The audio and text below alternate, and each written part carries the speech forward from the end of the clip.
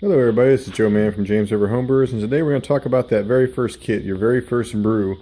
This kit that we have here today is from Brewer's Best, and one of the things I recommend if you're starting out is to get a kit that has an easy difficulty level on it. Many brew kits have difficulty levels on it. I took this kit, went ahead and opened it up and spread out all the ingredients. First thing I did was I laid out the instructions and I put the ingredients in order that I'm going to use them so it makes sense to me. But you do want to read through this thoroughly, and I mean the first thing it tells you to do is clean all of your equipment thoroughly. Anything that's going to touch the wort after you get done boiling it needs to be thoroughly sanitized. So make sure you use an approved sanitizer and approved cleaner. This kit comes with some specialty grains. The grains have already been cracked for us, so we don't have to go through that process. The grains will be set into this bag. They've given us just one really long bag, which we're going to split this bag out in 3 different sections so that we can do the hop additions that are going to be later on. I'll show you that in the video. So they got the grains here. They have the DME or dried malt extract, and then we have 2 cans of LME or liquid malt extract. We'll be adding those in there a little bit later on. I'll show you that in the video. And then this particular kit does come with some soft white sugar. Different kits will come with different things to help give the beer flavor, body, that's perfect for the style. There's also 2 hop additions here. Got a 1 ounce Northern Brewer, it's our 60-minute hop addition, and then we have a 0.5 ounce EKG or East Kent Goldings hops that we're going to be adding later on the boil for aroma. Now when reading your instructions, it's going to have some minutes on there. It typically starts out with a 60-minute boil.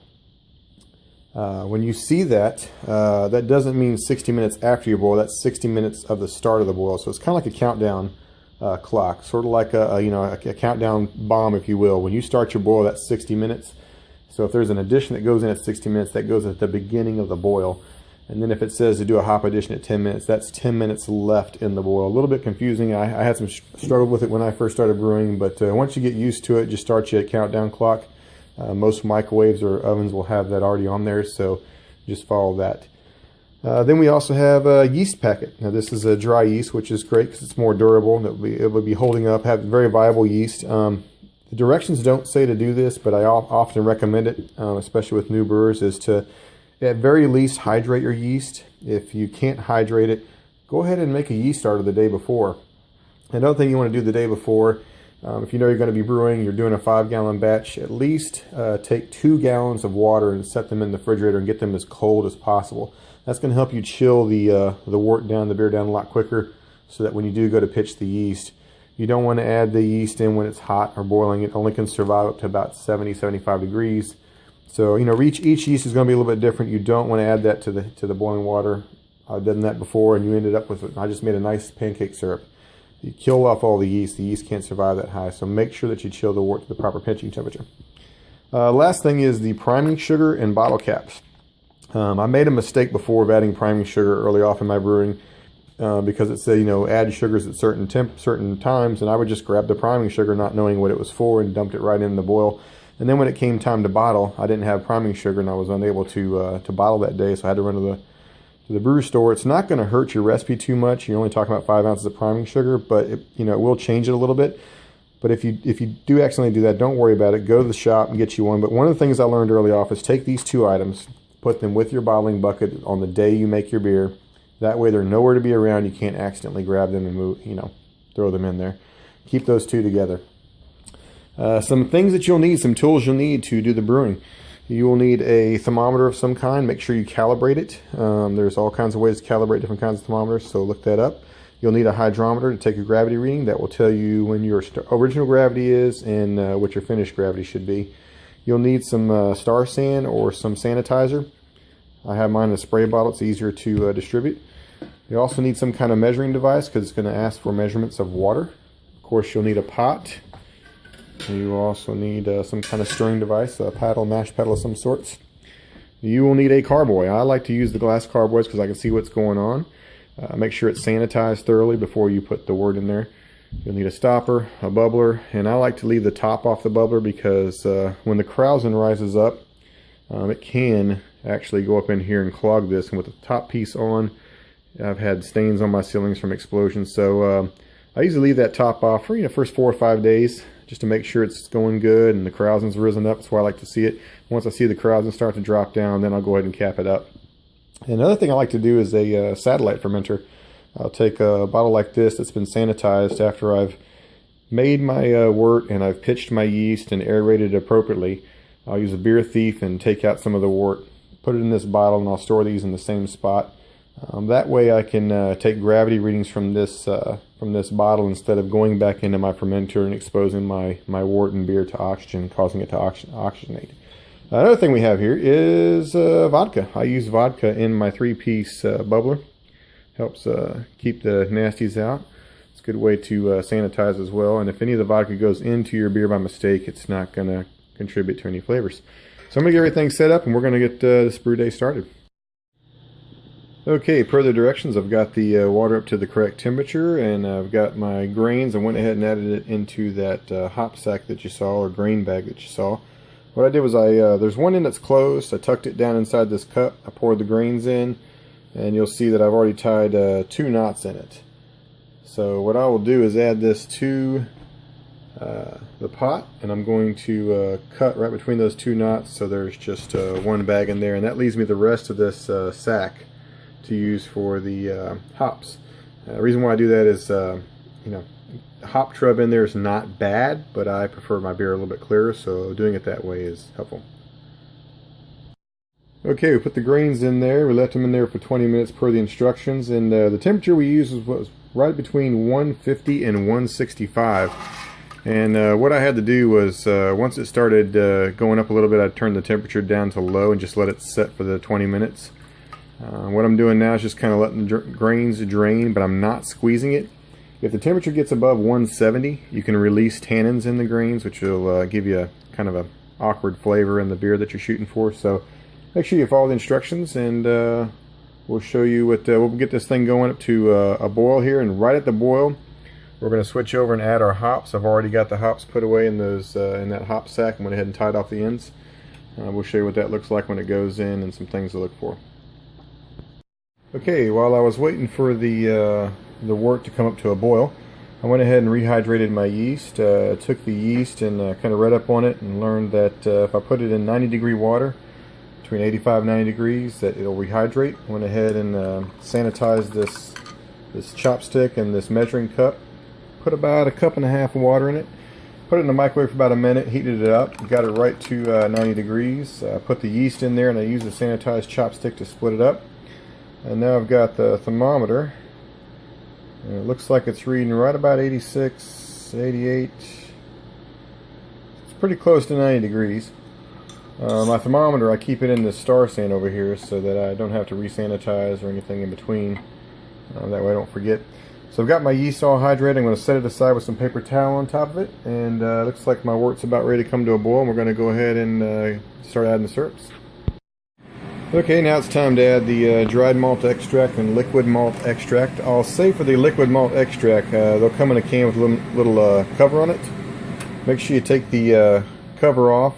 I've read a lot of places where people have stuck this into hot water, done all this wonderful stuff, and if you're familiar with this little item, you don't need to do all that. You can use the spatula to get everything out.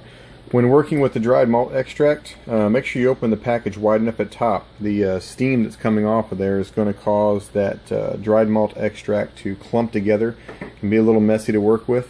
Just do your best to get it out of the bag and stir it up. You do want to watch for the hot break.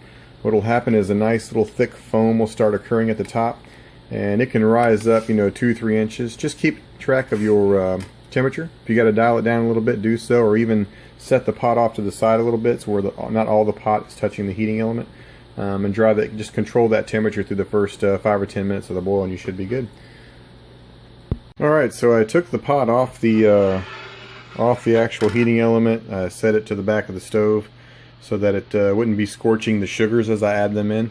Went ahead and turned the heat off, added the sugars, got it all stirred in really nicely. Spent as much time as necessary to make sure there's nothing left to the bottom, because once you turn that heat back on, the sugars naturally are going to sink to the bottom of the pot. You don't want to create that scorching, and you'll see little black chunks floating around there. If you see that, you've gone a little too far and you've got some scorching with your wort. So just be careful of that. I'm going to jump forward a little bit. I did have to take one of the vents off up here. I've got this vent of the stove that kind of pulls the moisture out. What happens to my vent sometimes is condensation will build up on one corner, and then I've got to take that little screen off, and I don't want any of that stuff dripping back into my pot. So this is one of the reasons why I switched to outside brewing with gas, and now I'm back inside with electric on a different system. But as you start to brew, you'll develop whatever works best for you, and I like to keep a little paper towel around and just kind of wipe down the overhang here just to make sure nothing drips back into my pot. Well, we're going to jump ahead to see how this wort chills in just a few. I'm just going to keep on following the instructions, and we'll be back in just a minute. Before I do the chilling, I'm going to show you what a full-on hot break looks like, and this is where it can get dicey. The foam can come up and actually go over the top of your pot, causing a boil over. So what I like to do is move it off the burner, let it cool down real fast. Maybe just keep one side on the burner and just keep a real close eye on it. So that's what the hot break looks like. Another thing I want to mention is if you do want your wort to be really clear, you can throw in some Irish moss the last 10 minutes, and if you really want the yeast to take off, you can throw in some yeast nutrient as well. There's plenty out there on the market to use. So get this under control, and I'll be back in a second. Okay, now we're at the chilling stage. I went ahead and took my pot and just set it in the sink, and then I added ice all around it to do an ice bath. Once the temperature at the top, this evaporation stops, that's when it's a good time to put a lid on to keep anything foreign from falling in there, because it won't sterilize once this temperature drops below 165. The ice bath, you can hear the ice slowly melting away. That's going to get me so far, which is why I went ahead and put 2 gallons of water in the refrigerator, and I've got that set at about 45 degrees. So the combination of the ice bath and the 2 gallons of water, once I put all this in my fermenter, it's going to bring it to a good pitching temperature of about 70 to 75 degrees, I'm hoping. If you'd like to, and you got some little extra income, you can buy what they call an immersion chiller. It's a wort chiller. If you use one of these, though, I recommend you drop it into boiling water for about 5 minutes before you use it to get all the oxidation off. The copper underneath that will help the yeast to grow. For some reason, yeast loves copper. That's the first piece of equipment I bought. Now, I did find out when using this that I did need an adapter to fit onto my sink here. You pull this little guy off, and there's a little adapter that goes on, and the hoses go. The disadvantage of this is there can be some leaking around here, and with this bend right here, it could actually end up back down in your wort after it's chilled, which could lead to an infection. So I recommend, if you've got the option to bend these down a little bit further, you get more of a 45-degree angle, or if you can find some that have a longer tube, those are advisable. That's all I got. We're going to hit the pitching next. Okay, so I was able to get the wort chilled down to about 90 degrees inside the pot using the ice bath.